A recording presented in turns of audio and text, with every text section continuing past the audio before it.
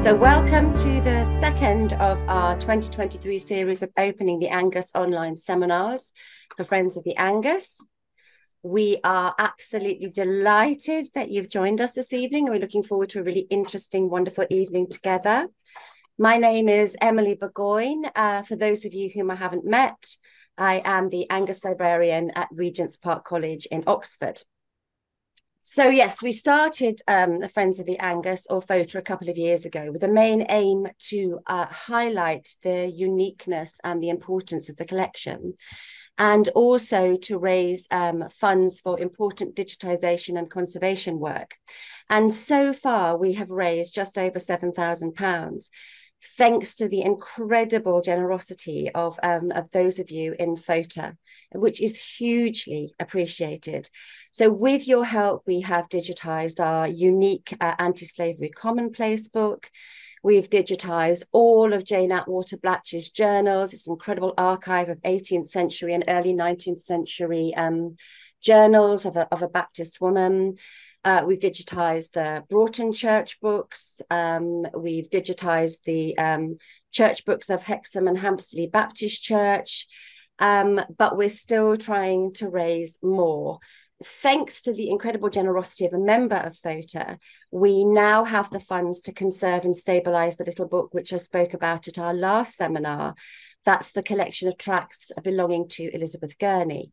But today, if Alan, if you don't mind sharing the pictures, I'm going to show you another amazing book, which needs vital preservation and stabilisation work. Again, do not be fooled by its rather drab covers. This is actually an immensely special and rare book. It's another collection of tracts, this time from the early 16th century, written by the German revolutionary figure, the theologian and the reformer, Thomas Müntzer. They were all written in the 1520s. The 1520s, it's just the most beautiful book. It's written in German black letter. It still has the printer's marks from the 16th century. The tracts, this collection of tracts, they only exist in Oxford. Some of these tracts, this is the only existing tract actually in this country. It is not held anywhere else, only in the Angus. So it's a really deserving book for preservation, stabilisation and conservation work. We would hugely appreciate it if you could afford even the smallest amount to contribute towards the conservation and the preservation of books like this and other books. I will put the details for making donations in the chat function, and also details about how to join Friends of the Angus if you haven't already. Obviously, there is absolutely no obligation whatsoever to donate. We understand it's very difficult for a lot of people to do so, but we have important and necessary work to do in the Angus, and it makes a huge amount of difference to me, to my colleagues, to Rebecca and Julian, to know that we have your support. And most importantly, we're conserving our wonderful collection for the scholars of today and for the future.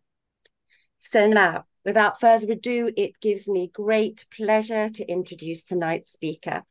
He's a great friend and supporter of the Angus, Ray Rhodes. So Reverend Ray Rhodes has been the pastor of Baptist churches for 34 years, and he is presently the pastor of Grace Community Church in Dawsonville, Georgia. And he is also the president of Nourished in the Word Ministries. He is a long-term eminent scholar of Charles and Susanna Spurgeon. He wrote his 2016 thesis whilst at Southern Baptist Theological Seminary on the role of Bible intake and prayer in the marriage of Charles and Susanna Spurgeon. He is the author of Susie, The Life and Legacy of Susanna Spurgeon, published in 2018, and Yours Till Heaven, The Untold Love Story of Charles and Susie Spurgeon, published in 2021. And he's presently working on his new book, Spurgeon, a Biography, due to be published in the summer of 2025.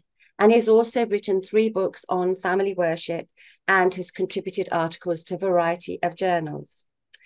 Ray has been married to his wife, Laurie, for 36 years. He has 6 daughters and 8 grandchildren.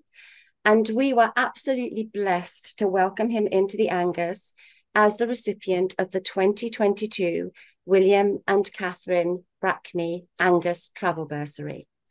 So tonight we welcome you, Ray, to give your talk, Finding Spurgeon in the Angus and Beyond. Thank you, Emily. I am so honored to be with everyone today, the friends of the Angus and the friends of the friends of the friends of the Angus. Certainly a delight to be with you. I am from Georgia, so I should greet you appropriately. How are y'all doing? So I'm probably discredited now and should exit the interview. But I am honored to be with you. Thank you, Emily, for inviting me. You have been and are most gracious and kind and generous with your time. And thank you. And thank you, Emily and Rebecca, for your wonderful assistance in all of my communications with you, both via email, video calls, and during my personal visits. Your hospitality simply has been remarkable. So thank you for that. Rebecca assisting me when I was there back in October of 22. I also want to thank Dr. Christine Joines, who officially welcomed me with tea to the Angus during my first day of work on this recent trip in October of 22 and hosted my wife and I on the last day of my work at the Angus. I can't recall all of the other folks who associated with Regent's Park and the Angus who assisted me in some way, but I certainly was greeted by everyone with the utmost in hospitality, and I'm most grateful. I should also say I'm very honored to have received the William and Catherine Brackney Travel Bursary. I'm thankful. I was very surprised to receive that in 2022, which was a tremendous help to me. And of course, as you know, your listeners know, Dr. Brackney passed away, but through his and Mrs. Brackney's generosity, blessings continue to abound to others. And I'm certainly thankful for their investment in my time there. Also, Alan, thank you for assisting with the PowerPoint as well. And that's a tremendous help to me also. I must say at the beginning that this is not an academic lecture. It's more of telling some stories about my experience at the Angus, some stories about Spurgeon, and some stories about my travel both in England and various archives in the United States. So we're blessed here as well to have many great Spurgeon resources, including especially the Midwestern Baptist Theological Seminary, where the Spurgeon Library is curated, and have a wonderful and growing collection there. And I'll say more about that also a little later. But before we get started, I want to introduce you to a couple who introduced me to the Angus. And this will be slide 1 here. If you can see this, there you go. Slide, there you go. This is Bill and Maureen Gardner. They are friends of the Angus. I met them in 2015 in Louisville, Kentucky, in the archives of Southern Baptist Theological Seminary. They were visiting the U.S. for the first time and were getting a tour of campus. I was doing research there in the archives for my doctoral thesis at that time. And they walked in. They were visiting with a professor that they knew there, their first trip ever to the U.S., their first trip to Southern Seminary. And I overheard their conversation, struck up a conversation of my own with them, and learned that they lived in London. I told them that soon my wife and I would be making a trip to England, our first trip, just a few months later. Bill asked me a question that really made a positive impact on my life, still to today. He said, "Who is picking you up at the airport?" My response, "No one. I will take the train." Bill said, "Nope, you will not take the train. We will pick you up." So my first meeting with Bill, and he is committing to pick me up at the airport. And that began a friendship that continues today. And Bill and Maureen, two of the finest people that I know, dearly love them. He's a longtime Baptist minister and lives in London now, and just a dear, dear friend. So we began corresponding after that first meeting. And he mentioned to me in an email, he said, "Did you know that Spurgeon's great-great-granddaughter lives near?" I said, "Bill, I didn't know that. I'm very happy to know that. Is there any way you could arrange a meeting when I'm in London?" And he did that, tea at his and Maureen's home. And we met Susie Spurgeon Cochran in 2015 and developed a friendship with her and her husband, Tim. So that's slide 2 there. We'll see a brief picture of Tim and Susie. There they are. And just delightful, godly couple as well. So Bill and Maureen introduced me to the Angus And they, especially Maureen, helped me with research on a number of levels. They came over to the Angus, found some letters from Susanna Spurgeon that contributed to my 2018 biography of Susie. They also dug up other pieces of information from me at the Angus and around England. And I think it was their connection with you, Emily, that led to me visiting the Angus for the first time, and has certainly assisted in times that have followed. During my trips to England, I've been assisted by numerous people. If I were to list names, it would certainly take too long, and I would make some mistakes along the way. But tremendous support I found all over England as I've traveled. This last trip being about 6 weeks in 2022. We'll go to slide 3 now. This is my first day of research at the Angus. I'm standing outside the doorway on the side street there, and that was an exciting day. So that's just prior to tea with Dr. Joins there. Spurgeon's predecessors are alive and well at the Angus. Benjamin Keach, 1668, started his work at the church at Horse Lie Down at Southwark, where he remained for 36 years as the pastor. This is the church that became what is now the Metropolitan Tabernacle for 36 years, 1668 to 1704. John Gill followed soon after, 1720, and continued for 51 years till 1771. And then John Rippon followed in 1771, and he pastored for 63 years until 1836, 2 years after Spurgeon was born. During Rippon's ministry, the church became one of the largest congregations in the country and moved from Carter Lane to the new Park Street location, and I believe that was 1833. Other luminaries who pastored the church is Joseph Angus, 1838 to 1840, and James Smith from 1841 to 1850. So really an amazing history of Baptist stalwarts who pastored the church that became the Metropolitan Tabernacle. All of these men roamed the halls of the Angus at night, getting back in their places on their shelves and in their cabinets in the morning before Emily and Rebecca get back to work. But of course, the Baptist that we're interested in tonight, one of the great Baptists in all of history, is Charles Haddon Spurgeon, born June the 19th, 1834 in Kelvedon, England. And that's our next slide. We'll see a picture of his home that still stands today. It's a residence, or often rented out and sold, I believe. So that's London is about 60 miles southwest of there. A few places where Spurgeon lived in his childhood, and we'll not look at the slides at this moment. Some of them we'll see a bit later, is, of course, Kelvedon, 10 months. Spurgeon had no memories of there. There was no childhood playmates that he could recall, and no places that he visited. It's simply where he was born and lived a few months.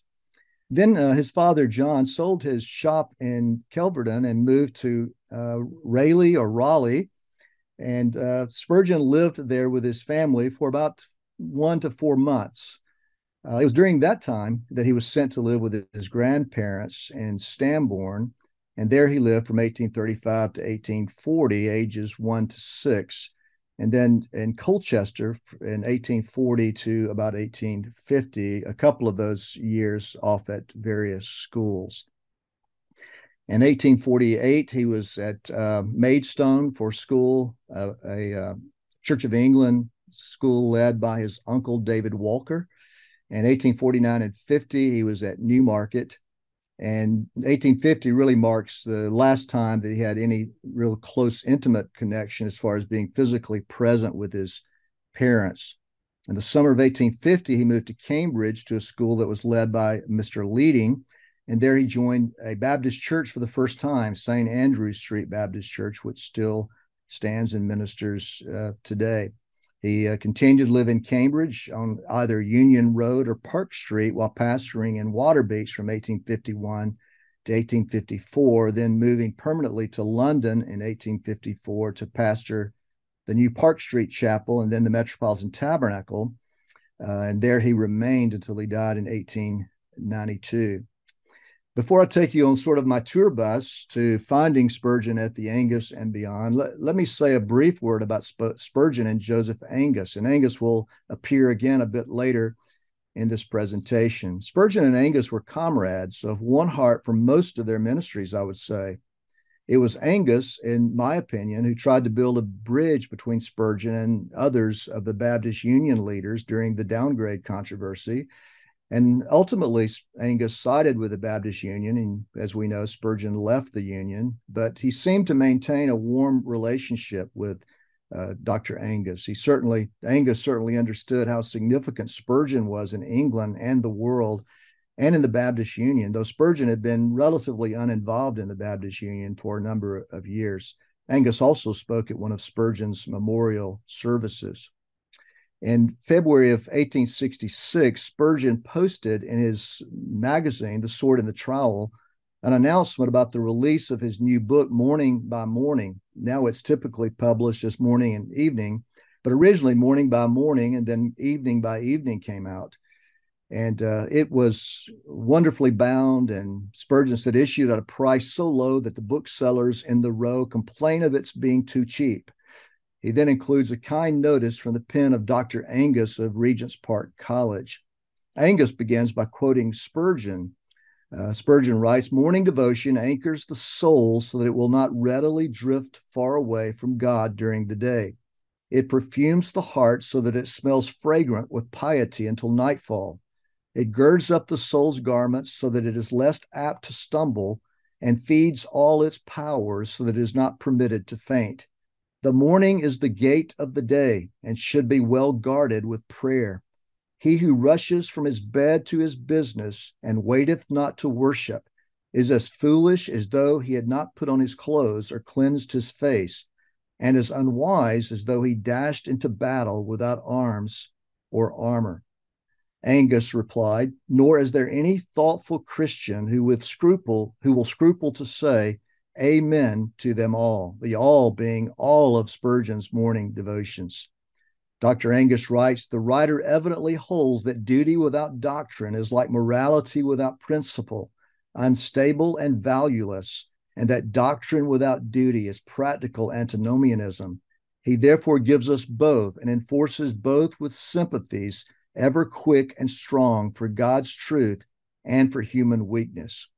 It is, in short, the old-fashioned Puritan teaching, which must be in substance the teaching of all who would do Christ's work on earth, however the form or language may change." So Spurgeon and Angus agreed here on the importance of sound doctrine and that which anchors, informs, and drives Christian duty. It's also true that doctrine without duty is practical antinomianism. That would make one a hearer of the word and not a doer, and according to James, deceived. So doctrine and duty were important both to Charles Spurgeon and to Joseph Angus. These two men's paths had crossed when Spurgeon was just a teenage boy, leading a flourishing ministry at Waterbeach Chapel near Cambridge. And you may know the story. John Spurgeon, Charles's father, longed for his son to receive an advanced education. One of the qualities of John Spurgeon was that he provided the best education for his sons, the best a nonconformist could in those days. As you know, Oxford and Cambridge were cut off from them. Charles Spurgeon attended a village school in Stambourne under the tutelage of Miss Burley. He then attended schools in Colchester. In the late 1840s, he was sent to the Agricultural College in Maidstone in Kent. And during that year, he became convinced of believers' baptism, determining that if God ever saved him, that he would take his stand with the Baptist. He was then sent to Newmarket to serve as both a student and a tutor in a school.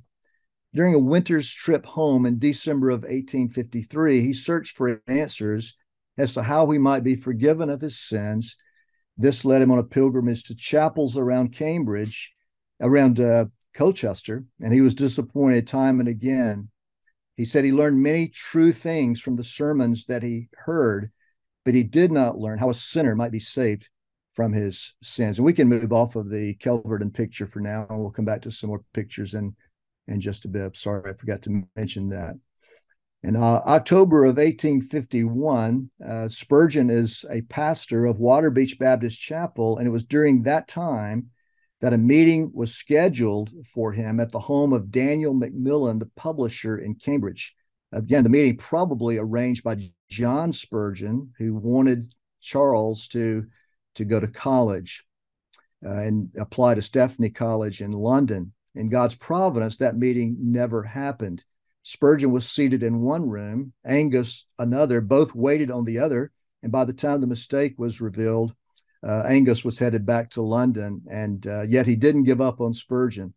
But they enjoyed a lively, friendly relationship, and only the downgrade controversy separated them at all, though I think theologically Angus was relatively close to Spurgeon. So Angus concluded his comments on Morning by Morning: all who love a full-orbed, vigorous gospel thought and a racy style will appreciate this column, which is to be followed. We are glad to see by a similar one for evening reading.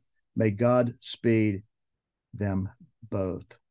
So now let's begin again. I'm going to sort of circle back a few times. This hopefully won't be too confusing for us, but circle back to some of the places and events that I mentioned earlier already.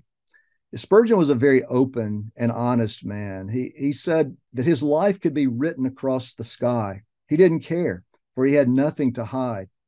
Well, I've looked up in the sky and I can't find a record of Spurgeon in the clouds. However, there is a record of Spurgeon at the Angus Library and beyond. There's a myth I'd like to correct here at this point that's often been repeated in biographies about Spurgeon. Charles was the firstborn son, that's true, of John and Eliza Spurgeon. Most biographers assume that John Spurgeon was a preacher from the time that Spurgeon was born. He was not. The first record of him preaching is 1839, but his preaching ministry really started in 1844 as a lay preacher at various preaching stations around Colchester. So that's 10 years after Spurgeon is born before John Spurgeon is preaching at all. That association was connected with Lion Walk Church in Colchester. There's at least some evidence that John Spurgeon was not seriously following Christ for a period of time after Spurgeon's birth. It's difficult to know when he was actually converted. So when you read reports from John's children of his faithful Christian living from the time they could remember, that's a true statement, because by the time they could remember John Spurgeon, he was indeed a godly man and a faithful Christian. At what age can a child remember? That's often debated. But Spurgeon didn't live with his parents until he was 6 years old, other than that first year that he would not have been able to remember. And by the time he returned to his parents, John was a faithful Christian by that time. Also, John and Eliza Spurgeon didn't move directly from Kelvedon to Colchester, as is often assumed. As mentioned earlier, they first went to Raleigh, then a brief stop in Braintree before moving to Colchester in the late 1830s. So most biographies typically take John Spurgeon immediately from Kelvedon to Colchester, and there's some important intervening years in between there that when my biography comes out, I'll be able to share more details on what was happening during that time and actually why Charles Spurgeon was sent to live with his grandparents, a question that's often been asked and many theories developed as to why that happened. But John Spurgeon actually did not become a pastor of a church until 1850, and that in Tollesbury, about 10 or 12 miles away from Colchester. The earliest and most significant influence on Charles Spurgeon was grandfather James, who was born in 1776. So that was an important event, both for England and for America. The Revolutionary War was raging when James Spurgeon was born. So as I move into this section, let me mention three authors that have influenced me as far as their methodology and their perspective on writing as a way of sort of getting into this story a bit more. I need to keep an eye on the clock as well. So Rebecca, you can just wave at me every once in a while and say, you've got 1 second left, Ray, or whatever. I thought I had a timer going, but it disappeared. The first author is a man by the name of Robert Caro, not a Christian author at all, but he is finishing volume 5 of his biography of Lyndon Johnson. And one piece of advice I received from listening to him talk on numerous occasions via YouTube and other places is turn every page. So a researcher wants to turn as many pages as he possibly can on the subject that he is looking at and turn every page. That's one thing I'm seeking to do still as I write my work on Spurgeon, is to turn every page. That has led me to places like the Angus Library, to Metropolitan Tabernacle in London, where they have opened up literally what is a vault there for me to look at, as well as the archives at Waterbeach and Stambourne and Southern Seminary and Midwestern Seminary. So just an attempt to turn every page. And there are a lot of pages to turn with Spurgeon. 63 volumes of sermons, 135 books, Sword and Trowel, 1865. He died in 1892, so he's editing it through that time, and many more writings from Spurgeon. So attempting to turn the pages that Spurgeon has written, that people have written about him, the letters that he wrote, sometimes up to 500 letters per week, is an amazing task. And of course, I won't be able to accomplish that in total. The second author is a man by the name of David McCullough, who died in the last year or two. One of his books is John Adams. And his message to me is history is telling a story. So history is storytelling. And history can be interesting when we simply write and talk as if we're telling a story, because we are. And another author, and hopefully you'll see how this relates as we move forward, Shelby Foote, who is the author of a massive Civil War series that was featured on the Ken Burns documentary of the Civil War. And from him, the message is visit the places. And I believe he visited every battlefield during his research on the very day and during the time of year that the battle took place. He wanted to see what the trees looked like, how the air felt, get the lay of the land, to get as close as possible to those battlefields. So turn every page, visit every place, tell every story. So when it comes to Spurgeon, turning every page means collecting a decent Spurgeon library to have on hand. I have lots of books in this room that you're looking at now. Perhaps you'd rather see them than me, but I have many books by Spurgeon and about Spurgeon. It means going to the best archives. And as you know, for Baptist history, the Angus is essential. It is first, front and center. And I mentioned the Metropolitan Tabernacle. The folks there have also been very kind to me and opened up. And it literally is a bank vault that they open where their records are kept. Church record books, member testimonies, a running record of the church. I guess records that go back at least to Ripon, as I recall, maybe even earlier than that. So I've turned as many pages as I could there.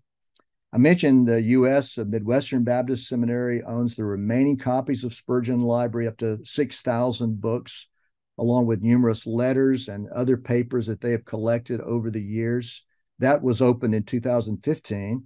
And as you may have heard, recently they acquired the entire Heritage Room collection that's been held at Spurgeon's College in London. And so they're in the process of organizing that and preparing that for researchers they'll be able to take advantage of in the future. I hope I'll be able to see those prior to my deadline on the biography. Visit every place. Spurgeon traveled a lot when he moved to London. And one of the goals I've had in my 3 London visits was to get as close to Spurgeon as I possibly could get to him by visiting all of the most important places in both England and in France. Of course, Spurgeon traveled beyond that, but those are the 2 primary lands that I travel in order to try to find Spurgeon. And I found him all over the place. In fact, if you look hard enough, Spurgeon is lurking in Baptist churches that no one knows about, perhaps, that his particular connection, except Emily knows about them through the Angus. She can tell you the churches that Spurgeon planted and has sent students to, I'm sure. So I wanted to sense a place. I went to Clare, where his grandfather pastored for a few years prior to going to Stambourne. To Kelverton, as I've mentioned, to Stambourne, where his grandfather pastored for 54 years, and Spurgeon lived for 5 or 6 years and often returned as a boy prior to moving to London. I went to Newmarket, where he attended school, to Cambridge, where he lived while ministering in Waterbeach, to Waterbeach. I didn't get to Maidstone, and I didn't get to Rayleigh, where he lived very briefly before moving to his grandparents. I saw his birthplace.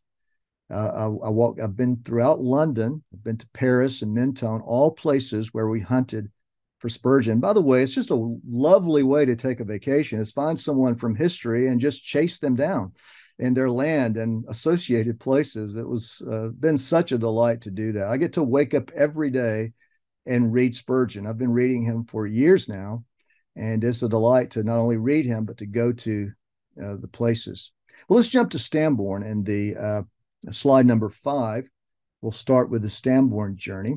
This is one of my favorite Spurgeon sites. I don't know if you've been to Stambourne or not. When Spurgeon lived there, there was 500 people.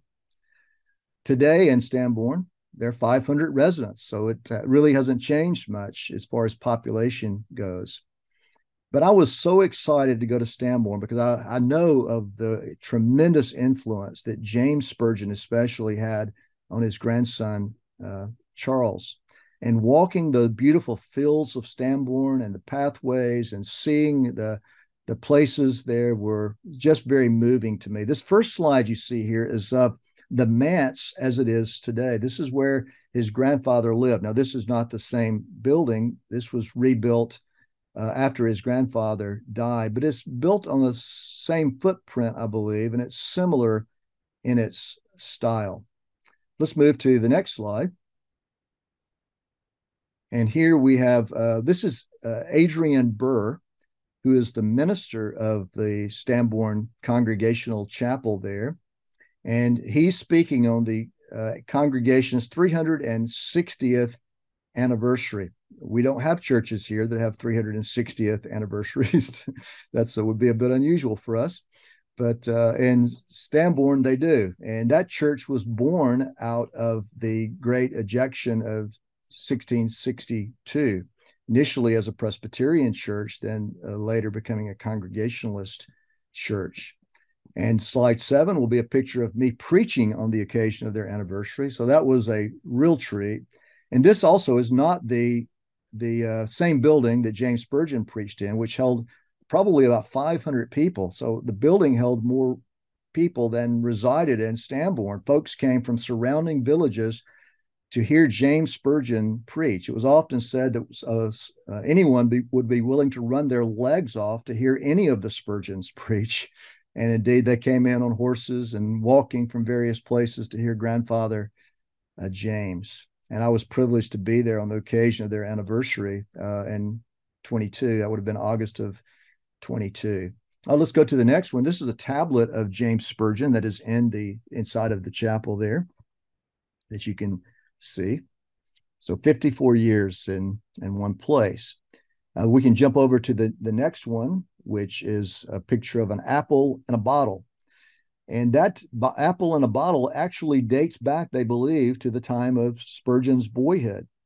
There are a few of those around Stambourne. And if you've read any biographies of Spurgeon, that story is often retold, where he sees a bottle and an apple on a shelf in his grandparents' home, and he can't figure out how the apple got through the opening of the bottle. And so that mystifies him. And so he does he came up with various theories, finally to discover that a twig was put into a bottle and it birthed an apple and inside. Well, some of those remain. And so that's what it would have looked like. And somehow that apple, what's left of it, is preserved in that bottle, and it hangs on the wall at the Stambourne Chapel today. Spurgeon, as he did with everything, used that as an illustration. And for that, he said, that's an example of why we should get children into the church when they are just children. Let them develop inside of the walls of the church building with fellow Christians. Let's move to slide 10. And this was a pub it is now a residence.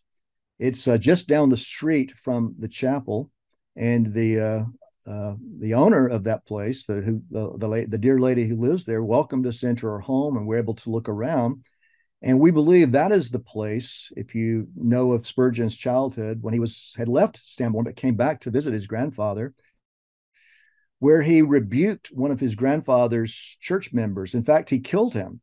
And so not many people know that Charles Spurgeon killed a man, but he announced it in advance. He told his grandfather, "I'm going to kill old Rhodes today." No relation to me, by the way. And so Spurgeon walks down to the chapel where one of James Spurgeon's members has been lingering long at the pub and drinking too much beer. And so Spurgeon's killing of him is a rebuke that humbles Thomas Rhodes and angers him initially, then humbles him, and then he comes to see James Spurgeon repenting of his sin of breaking his pastor's heart. So probably 10-year-old Spurgeon goes to rebuke this church member who then repents. James Spurgeon nor Charles were teetotalers. So it's not a matter of that Rhodes was drinking so much as he was drinking too much and loitering at the pub, indeed. But Stambourne was just a wonderful place, and not an easy place to go. There are no trains there, no bus service to Stambourne. You have to walk, and there are lots of footpaths you can get to Stambourne on. Or I was blessed to have the pastor of the church there pick myself up and a fellow elder from my church who traveled with me, Scott Williams, to go to Stambourne. But really a particularly moving experience for me to stand in the place where Spurgeon preached. Charles preached there as well later. To stand in the place where Spurgeon preached, the door being open, the beautiful Sunday morning that I was there and able to see the manse from the pulpit, and to think that even though it's a different house, it's the same spot. Think of young Charles Spurgeon running around. He was so fascinated by the fox hunters of the day, imagining that he himself one day might become a fox hunter. But I think that may have been outlawed since then. Okay, so let's go over to Colchester now. And this will be tablet 11. So Spurgeon leaves his grandparents in Stambourne, and he moves to Colchester, and there he lives from 1840 to 1848. And 1848 is when he goes to Maidstone, and then 1849 he's at Newmarket. And so there's a tablet that marks his conversion, placed above a chair where they think would have been the spot Spurgeon was seated on that January morning of 1850 when he was converted that day. Slide 12 gives us a glimpse of part of the church itself, the Artillery Street. Now it's an evangelical church. Then it was a primitive Methodist chapel. And so Colchester is a fascinating place to me. And you can leave that up or take that down, whatever you like on that. But it's John Spurgeon worked just down from where the Spurgeons lived at the Hythe Quay at a coal shipping company that was owned by his mother's brother, Charles Jarvis, and then later when Jarvis died, by his associate, and went through various hands. John Spurgeon working there from the late 1830s until about 1863 when he left Colchester, but Spurgeon was there those 10 years. I was blessed to have a travel companion, a pastor in England by the name of Jeremy Walker. You may know Jeremy, a faithful pastor who was able to drive me around to some of these places. And we walked all over Colchester trying to recreate that January day when 15-year-old Spurgeon was looking for forgiveness for his sins, and the snowstorm came up, and he took the pathway that landed him in the primitive Methodist chapel, where he heard the call, "Look unto Christ and be saved." And the Holy Spirit opened his heart to the gospel, and Spurgeon believed and trusted in Christ, and everything was different from that day forward.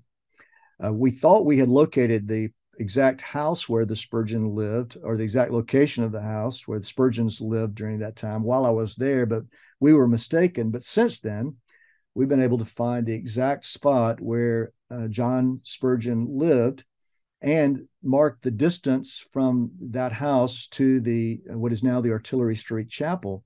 Those kind of things are interesting to me. They can kind of bog you down as well, I guess. But it actually wasn't a very long walk at all. It's probably less. It's definitely less than a quarter of a mile, probably about 2/10 of a mile from that house to the Artillery Street Church. So the snowstorm must have been fierce. It must have been very windy and difficult for Spurgeon as he left that morning, we think, to go to a different church.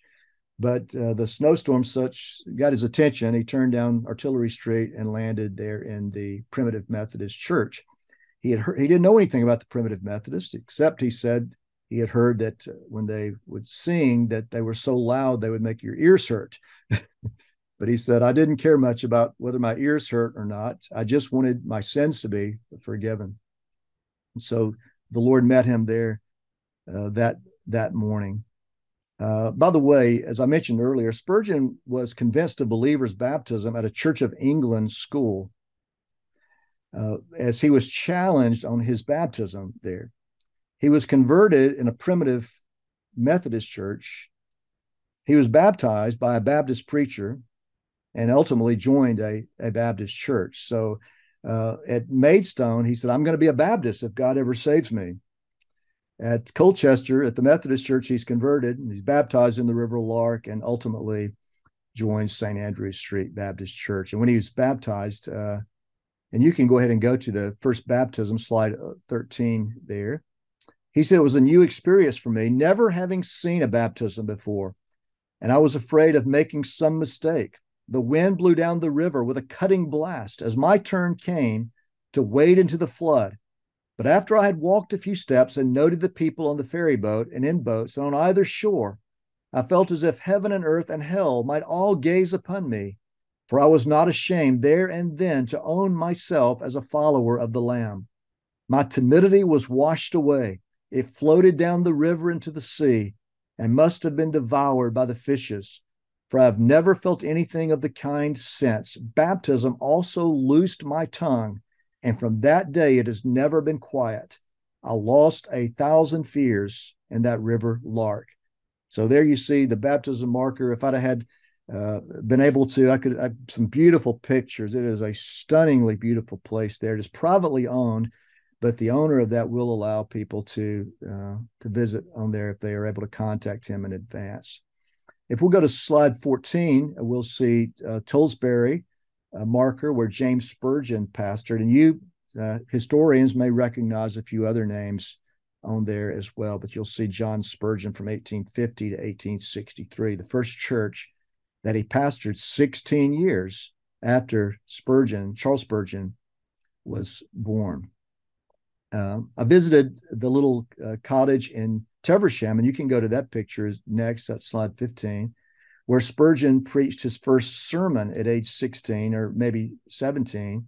And so when Spurgeon leaves Newmarket, he moves to Cambridge, and there he's in Mr. Leading School, both as a tutor and as a student. And he joins a lay preachers association, and this is another story we could tell, but long story short, he is sort of tricked into preaching one day, his very first sermon at this little cottage, just not that many miles away from Cambridge. And this painting is by Thomas Spurgeon, and it hangs in the Colchester Evangelical Church still today. There's other printings of that out and about as well. But now let's go to the next slide. You can see the present day place, which you can tell a little bit of the roof line and a couple of things. I think it's built on the footprint and has some of the characteristics. There's a marker on the left of that bottom window, to the left of that bottom window, that marks it as the first place, Spurgeon's first sermon. So from there to Cambridge and St. Andrew's Street and back to Cambridge, we're looking for Spurgeon throughout Cambridge, and we take the walk through Midsummer Common. And it was there that Spurgeon had his mystical experience after his meeting with Daniel Macmillan had failed. And here we see the Waterbeach Baptist Chapel, and that's the exterior. And then that building was built in 1863 after Spurgeon had left there. The original cottage burned down. This is the pastor, Martin Enzel, of the church now, in 1863. It burned down, and Spurgeon helped to rebuild it. And he often would come up and preach for the church. And it was his architect that built the Metropolitan Tabernacle, who also built this church in Stambourne. And one of the foundation stones has Spurgeon's name on it. Pastor Enzel is a delightful prince of a man, and enjoyed time with he and his wife Angela, and they opened up their records to me as well. We actually walked from Waterbeach back to Cambridge, about 6 miles, to kind of get a feel of some of the trips that Spurgeon took over his time there. And so back to Joseph Angus, while at Waterbeach is when he was scheduled to meet with Joseph Angus at the home of Daniel Macmillan. Many people have assumed that is where the present Cambridge University Press bookstore is today, but it's actually not. It was at Daniel Macmillan's house, and you'll see that on slide 19. A picture of Macmillan's house, the publisher. Spurgeon goes in, and the servant girl there is the one who seats him in the wrong room and seats Angus in an opposite room, and that meeting never happened. Let's go to the next slide, Midsummer's Common. So after that meeting doesn't happen, where it's an interview really, for Spurgeon to go to college, and Spurgeon is very open to going to college. He just doesn't know what God would have him to do. And this is a pathway at Midsummer's Common there. His back is towards Cambridge Central, and he's actually facing, as he would walk this pathway, be facing Waterbeach. And it is there we had this mystical experience, and he felt impressed upon his heart, Jeremiah 45:5. And seekest thou great things for thyself? Seek them not. For behold, I will bring evil upon all flesh, saith the Lord. But thy life I will give thee for prey in all places whither thou goest. So Spurgeon took that as a sign from God that he should not go to college, at least not then, much to his father's dismay, but he remained in Waterbeach. And he wrote of that. Still holding to the idea of entering the collegiate institution, I thought of writing and making an immediate application, but this was not to be. That afternoon, having to preach at one of the village stations of the Cambridge Lay Preachers Association, I walked slowly in a meditative frame of mind over Midsummer Common to the little wooden bridge which leads to Chesterton. And in the midst of the common, I was startled by what seemed a loud voice, which may have been a singular illusion. Whichever it was, the impression was vivid to an intense degree. I seemed very distinctly to hear the words, seekest thou great things for thyself? Seek them not. This led me to look at my position from another point of view and to challenge my motives and intentions. I remember the poor but loving people to whom I had ministered, and the souls which had been given me in my humble charge. And although at that time I anticipated obscurity and poverty as the result of the resolve, yet I did there and then solemnly renounce the offer of collegiate instruction, determining to abide for a season at least with my people, and to remain preaching the word as long as I had strength to do it. Had it not been for those words, in all probability, I had never been where and what I am now. I was conscientious in my obedience to that moment, and I've never seen cause to regret it. Spurgeon was not anti-education. In fact, he was brilliant. He could have passed any course at Cambridge or Oxford had he been allowed to attend. But for him, it was best to stay in pastoral ministry. In fact, he would start his own college in 1856. So let's move quickly to some of the other slides here. Moving now from Waterbeach to London. This first picture is of Queen Anne's Square. And in the fall of 1853, Spurgeon got a letter from the New Park Street Chapel inviting him to come and to speak as a guest preacher. And he initially thought that a mistake had been made. They must have been wanting some other Spurgeon, but they assured him there had been no mistake. They wanted him to come and preach as a supply preacher. And he agreed to do that.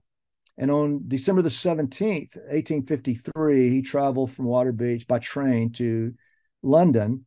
And this is where they put him at St. Anne's, at Queen Square, not St. It's Queen Square in Bloomsbury, over 2 miles from the church, which is still curious to me. Maybe some of you know the answer why the New Park Street would have put him so far away.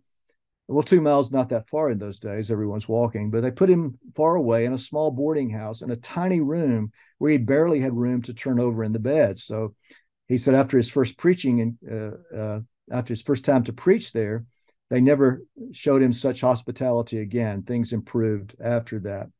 And so that Sunday morning, he walked from Queen Anne Square, weaving his way through various back streets, and we tried to do that as well. So we walked from Queen Anne Square, various back streets over to Suffolk Bridge. That's the next slide. This is the new bridge now, but the old bridge was there when Spurgeon was there. And then slide 23, this is the location where New Park Street stood. It took weeks and weeks and weeks to confirm this spot. It's often thought that it's about 30 or 40, 50 yards from here towards London Bridge, but with almost certainty, I cannot remember the name of that building now, but that is almost certainly where the New Park Street Chapel stood. And it is basically behind what is now Shakespeare, the new Shakespeare Globe Theater. On December the 18th, 1853, Spurgeon preached there. By the evening service, the church wanted him. Spurgeon entered into a time of prayer and various circumstances, and his call to the church was formalized at the end of April, and his first Sunday was the first Sunday of May, 1854, as pastor of what had been the most famous Baptist church in all of England. But that first night when he preached, that Sunday evening, there was one person who was not impressed by Charles Spurgeon, and that was a lady by the name of Susanna Thompson. She and her parents had been attending that church in the 40s, and she did not understand what all the excitement was about this 19-year-old preacher with strange hair and country clothing and unusual mannerisms. The Essex lad who had come to London to preach, and Susie Thompson had grown up in London, and when she left London, it was to go to Paris for various excursions. So she was city and Charles was country. Well, long story short, what do you do in a situation like that if you're a young lady who very offended by the guest preacher, used to more distinguished and refined preachers? Well, she marries him. Just a few months after Spurgeon becomes the pastor in 1854, he and a group from the New Park Street Chapel go to the grand reopening of the Crystal Palace in June of 1854. And included in that group is Susanna Thompson. She goes, and that night, Charles reveals to her his feelings towards her. He opens a book by Martin Tupper to a section on marriage, where it says that you should pray for the one who is to be your spouse. And Spurgeon whispers in her ear and says, do you pray for the one who is to be your husband? Well, we might not get that, but Susanna Thompson got that. And they went for a walk that evening, and go to slide 24, and they landed down at the lake where you can, if you, we can, let's see, let's skip that slide and go to the next one, I think. If you've been to the ruins of the Crystal Palace, there's the dinosaurs, and then there's the patio. So they walk down to the, let's back up a couple to the dinosaurs. As they walk from the steps there, down those steps and out to the lake where those dinosaur models are still today, Susie describes how her heart is beating fast. And essentially, she's pretty excited about what she has heard from Charles, the man just a few months earlier that she was greatly offended by. And 2 months later, they are engaged, and then they're married in January of 1856. You can scroll back now, forward a bit now. Their romance is a tale worth telling over and over again. Every day, Spurgeon was separated from her. You can just hold it there for a second. That'll be a good spot for now. Uh, every time Spurgeon was separated from Susanna, he wrote her a letter. So he wrote her every day during his travels, and he traveled a lot after he came to London. Amazing commitment that he had, and his love letters are really beautiful. It's hard to, we think of Spurgeon as the prince of preachers and this great leader, and yet he wrote the most romantic letters. He said that my experience with my first wife, who I hope will be my last, is much as follows. Matrimony came from paradise and leads to it. I never was so happy before I was a married man as I am now. When you're married, your bliss begins. So if I might say, we would not have Charles Spurgeon as we have him today if he had not met Susie Thompson. She sacrificed so much in support of him and his ministry, and much could be said about her. There's the Surrey Gardens there. That's where the fire happened on October the 19th, 1856, that almost destroyed Spurgeon, sent him in deep depression, and tempted him to quit the ministry. So the next slide is one of their homes in London. Part of it still stands, the Nightingale Lane home. And Spurgeon moved there. They had the twins at that time. That's the second Nightingale Lane home. The first one torn down. I think it's assisted living home now. The next slide is the property of his last home. I think Harris Academy sits there now. It's at Beulah Hill and Norwood off Spurgeon Road there today. And that picture beside remains of an oak tree that the folks at the school, they allowed me on the property, and they met with me and showed me some of their records. They believe that is the very oak tree where Spurgeon would sit with his students on Saturdays some days and answer their questions. Now, it finally had to be cut down a few years ago. The next slide is the Metropolitan Tabernacle. As we see it today, and some folks, friends that I've met over there, as well as my wife, Lori, and my travel companion, Scott Williams, and his wife, Bonnie, and some other friends from the area. From London, Spurgeon often traveled to Mentone, and we can go to the next slide there and see Mentone from the 1870s. He was there. He died there in 1892. We can go to the next one as well.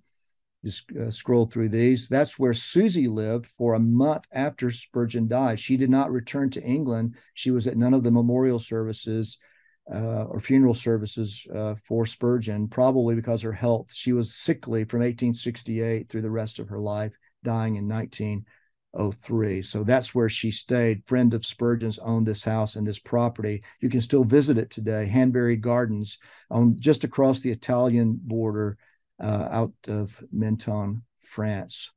And now we get to the graves. We'll see Charles's the entrance to the cemetery where he was buried.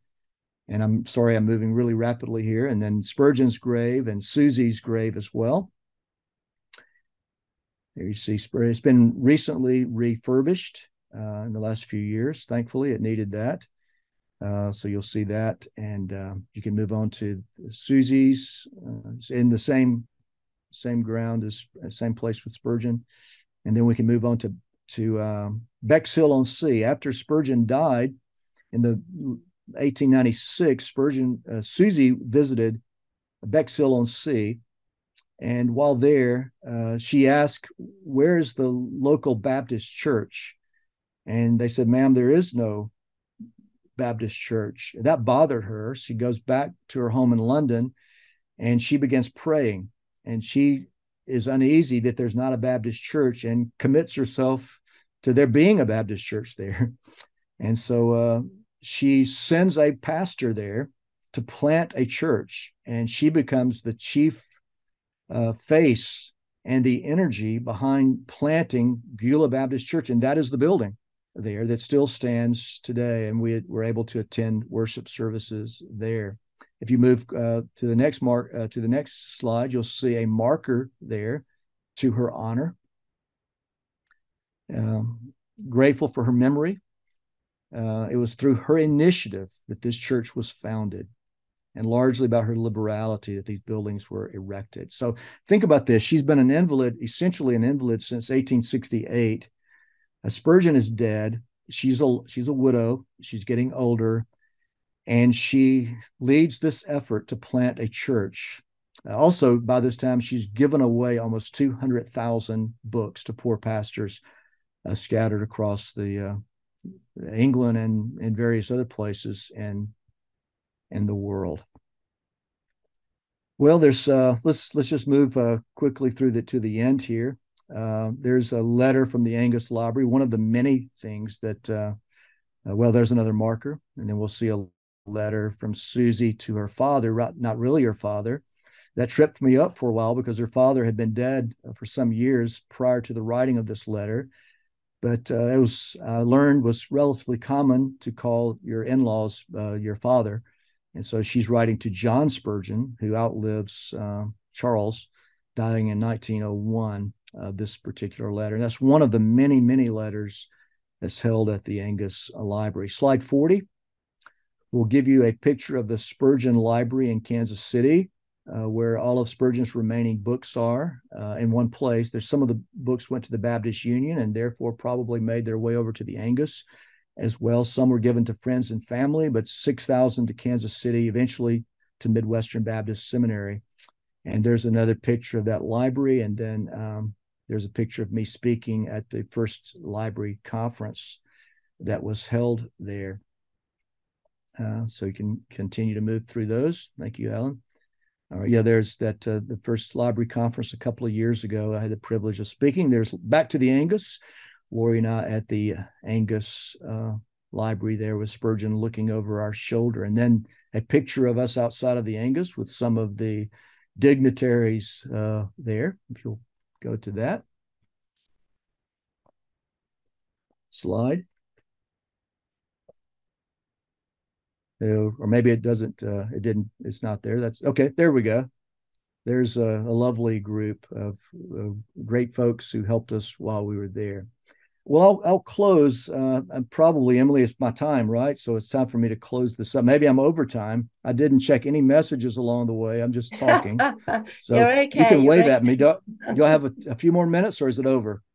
It's not over, but maybe just a very few more minutes, just so that we have enough time for people to ask some questions and to have a little break. Just a few more minutes, and then I'll start waving. That's right.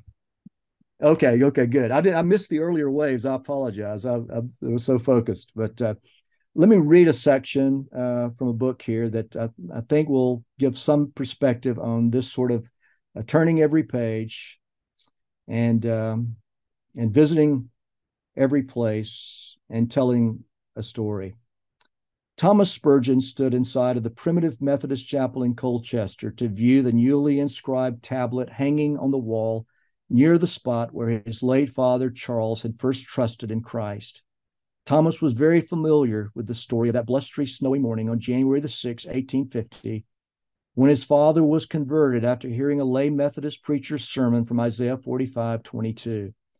Thomas recounted his Colchester visit to the congregation of the Metropolitan Tabernacle, where he had become the pastor after his father's death.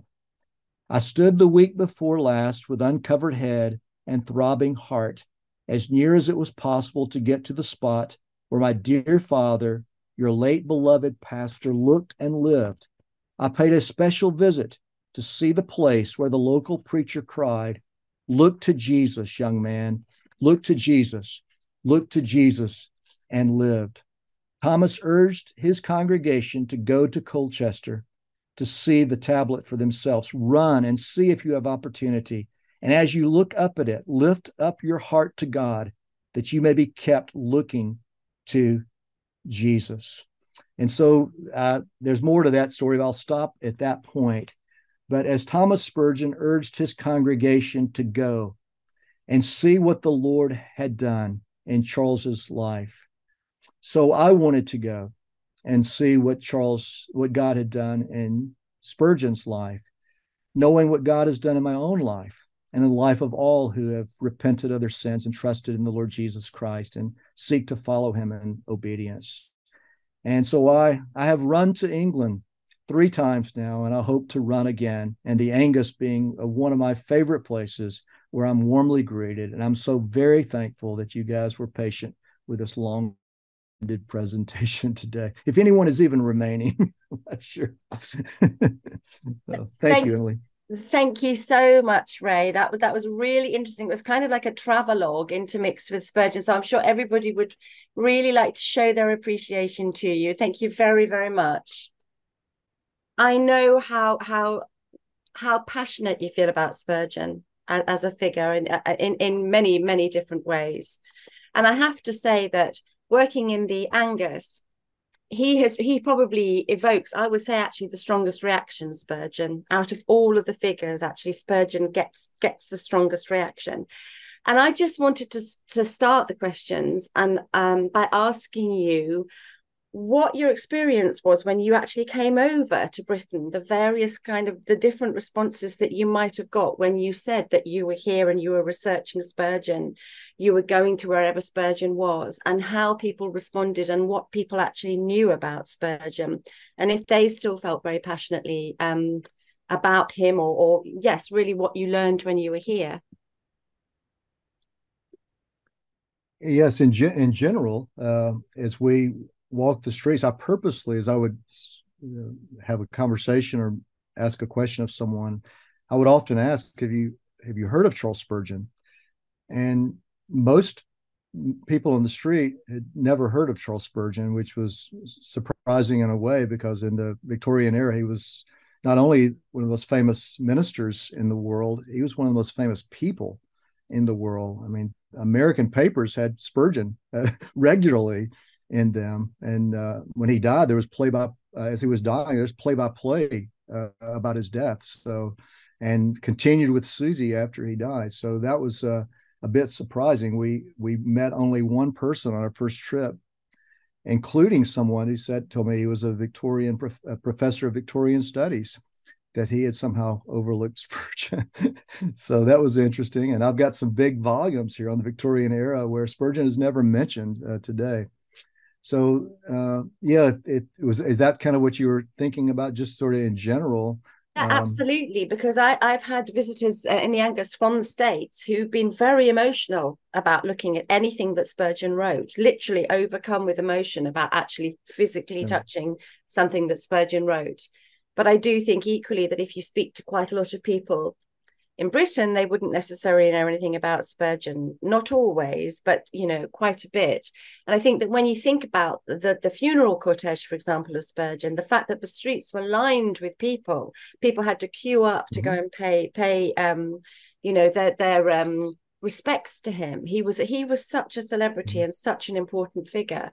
And I was just very interested, especially when you were talking about going to every place, that as you were going back to all of these places that were important in Spurgeon's life, how much the people in those places owned him, I suppose, in a way, and wanted to talk about him. So yeah, thanks very much, Ray. And I'm going to and the people.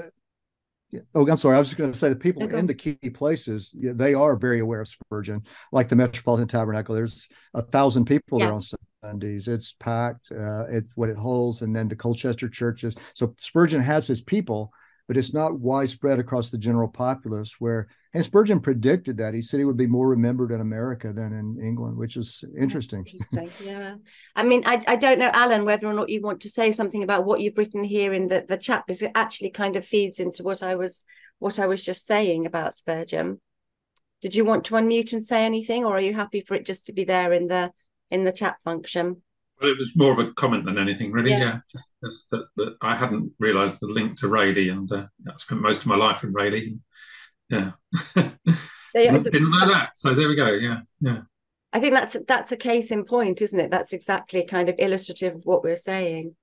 Oh, thanks, Alan. And also Pastor Hale has said that lots of things have been uncovered on Spurgeon's life, and he thought that all there was to know had been uncovered, but there's not much more coming out. So thank you, Pastor Hale, for that. And then Ben Knighton, would you like to unmute and ask your question? Yes. Very interesting to go around the streets of Colchester and just as with Spurgeon in 1850 in Artillery Street, um, not the best prospect from there. Um, being near the high, that it was, I imagine, houses for the new industry that was coming up in the Industrial Revolution. You mentioned John Spurgeon lived nearby. Can you remember where the house was, please? Yes, it's on. It was called Hythe Street then. It's all Hythe Hill now until it comes to Berwick, I think. But it's what is now Hythe Hill. So he would have lived on the sort of the upper section of Hythe, what's now Hythe Hill, then Hythe Street. Yes, then Hythe Street, and but before you get to Berwick Street, where it turns into Berwick there at the top of the hill. So Artillery Street is really, I think, where Hythe ends today, and it changes over. And so it's just really before you get to Artillery Street is where John Spurgeon lived, and close enough for the children. In one biography, it tells the story of the children would often just leave their home and run down to the quay and visit their dad and bring messages to him or whatever. So it was very close by. And there's a street there today called Back Street. I think it was then called Back Avenue, maybe. It's called Spurgeon Street today. And so you can cut off just below where John Spurgeon lived and around that Spurgeon Street and over to the general vicinity where John Spurgeon would have worked. So there on the river. Thank you. Thank you for the question.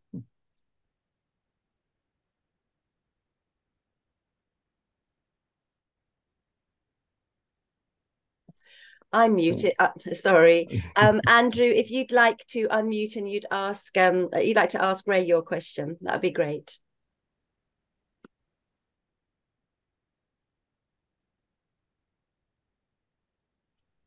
Andrew, are you there? Put a message. Oh yes, I'll maybe come back to Andrew and see if he's here, but I'll pass on to the next questioner, which is Helen Wordsworth. Are you here? If you'd like to unmute and ask Ray your question. Hi, yes, I am. Thank you so much, Ray, for a really fascinating story. And just wondered about France and where he travelled in France and how he got there, and whether he planted any churches in France. Yeah, he did travel to France often. I believe his first visit would have been his honeymoon.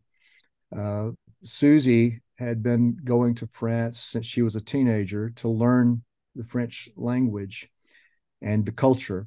And she stayed at the home of a French reformer by the name of J.J. Audebez, and who was a pastor there. And so she learned French from his daughters and from him, and attended church with him. And so she was very familiar with Paris. That's where he lived. And so on their honeymoon, that's where they went. Spurgeon had never been. And so she was his tour guide and took him to, and he visited all the cathedrals. And it was a delightful time. So that was his first experience in France. He could speak French a little bit, but she could speak it. His wife could speak it fluently. He really traveled all over France. He was in France and Germany and Switzerland and Scotland and Ireland. He was preaching and retreating and whatnot. But Menton became his place, his home away from home, to help him deal with his health. As you may know, that so many Londoners went to the coast for healing. There's a famous doctor by the name of Bennett, who was one of Spurgeon's doctors, who thought he was going to die, and he himself went to the Riviera and got well. And many followed him there, including Spurgeon, and was there many months from 1872 till he died in 1892 there. But he didn't really start a church in Menton, but he did support the work there, and he had services in his hotel. And ministered in that regard. But yes, he did support in various ways. I don't have a listing or anything before me, including a particular church in Paris that he supported as well. So he was very involved in French ministry. I don't have the specifics of that before me. Yeah. Did I say anything there about France? Thank you, Heather. Anything here? Could I say anything about Spurgeon in France? Since I was in. Yeah, please do.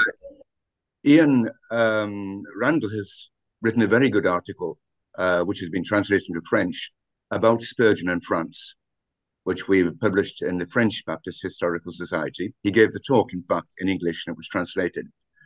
And he mentions Spurgeon visiting the only Baptist church in Paris. I can't give you the dates. I haven't got the article in front of me. And he was absolutely dumbfounded to see the sort of rabbit warren. I forget what word he used. It wasn't rabbit warren, but he had some interesting things to say about this cave, almost cave that these Baptists met in the middle of Paris. And he was one of the people, amongst many others, both American and British, who was instrumental in the erection of the first purpose-built Baptist church in Paris, in the Rue de Lille, right in the center, near the Parliament buildings, which is still a church. In fact, it has 3 or 4 different churches meeting in the building today. And that was built on the ruins of the Commune, after the Commune in Paris in 1870. And there's just been an article published about that as well. So that is Spurgeon in Paris, led by his wife, as you say, who spoke better French than him. And I could tell you as well, I don't think there's any connection with him, but there is a Baptist church in Menton where he died today. Oh, good, good. I get to go there. It's a beautiful place. I certainly understood the attraction. The moment I got off of the train, the smells, the various fruit trees and flowers, and yeah, I need my doctor to prescribe that for me as well. As Dr. Bennett did for Charles. Thank you for your question and your comments. I mean, thank you. You're welcome. I'm going to pop back to Andrew's question. The reason why he couldn't unmute is because his mic's not working. So I'm going to ask the question on his behalf. He says, thank you so much, Ray. It's a very interesting talk. He realizes this is a tough question to ask, but could you give him a very short overview of what the downgrade controversy was? Try to encapsulate that very succinctly, the downgrade controversy. Okay. And by the way, the Angus has probably maybe more materials on the downgrade than anyone I'm aware of, at least boxes and boxes of wonderful material. So the downgrade controversy is 1887 and 1888. Of course, it precedes that and follows that in many ways. And in Spurgeon's view, it was a controversy over fundamental Christian doctrine, first and foremost. He believed that the Baptist Union was tolerating ministers who had embraced German liberalism and rationalism and various things, that was denying essential Christian doctrine related to everything from the nature of Christ to the reality of eternal judgment, becoming more, some ministers being more universalist than biblical Christians and whatnot. So he protested initially. Of course, Spurgeon had become dissatisfied with what was transpiring in the Baptist Union prior to 1887.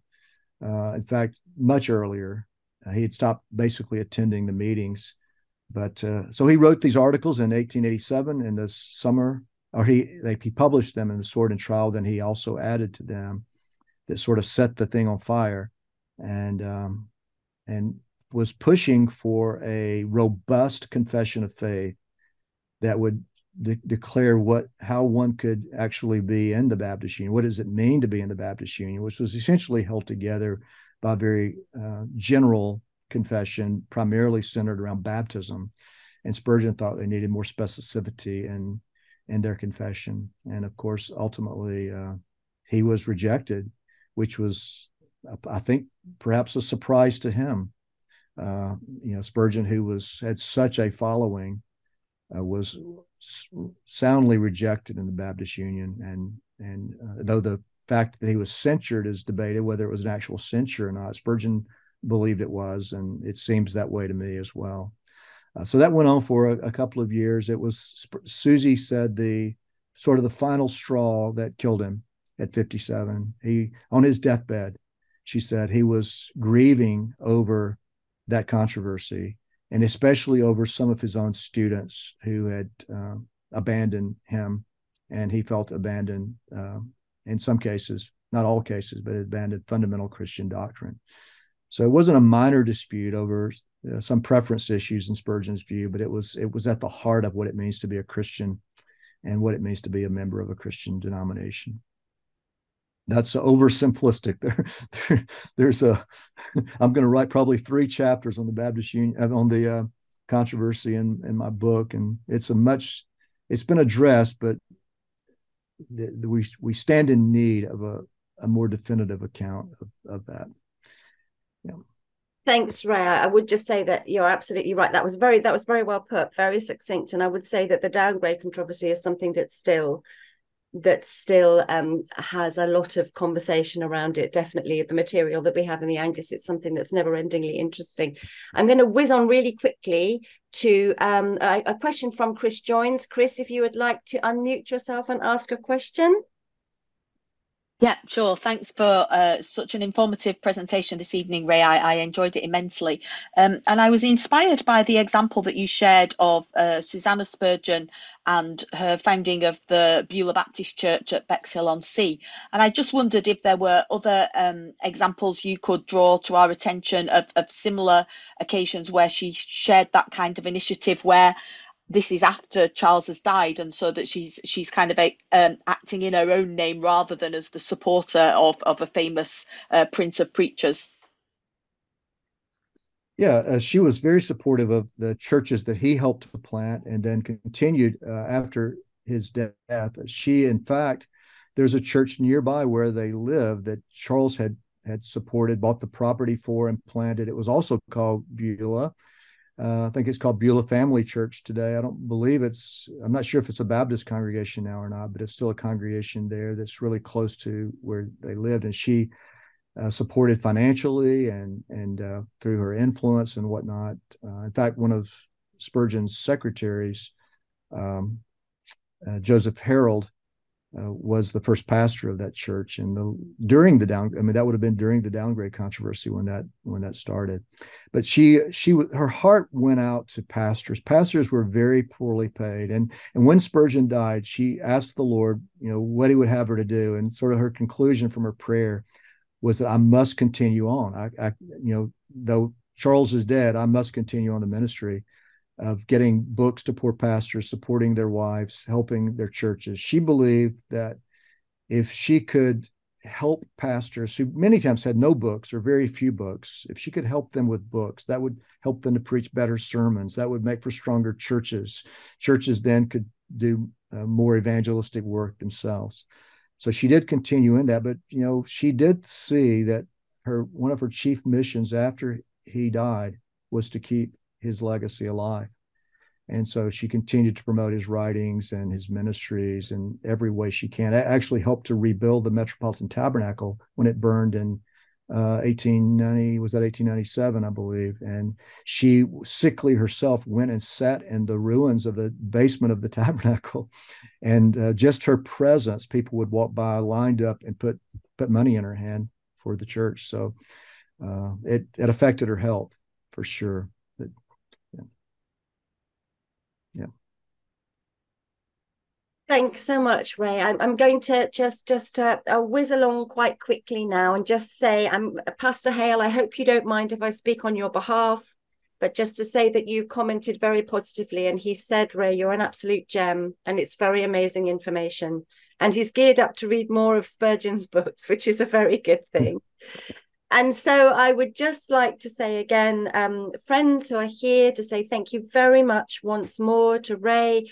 Ray, I think that was such a homage, a sort of great praise of Spurgeon, such a complex but well-loved man, and such an interesting travelogue to kind of go back in his footsteps and see all of the places that sort of created him and that were important to him in his life. So I'd like everybody here just to show our appreciation once more to Ray. Thank you so much, Ray. Thank you. That was fantastic. Thank you.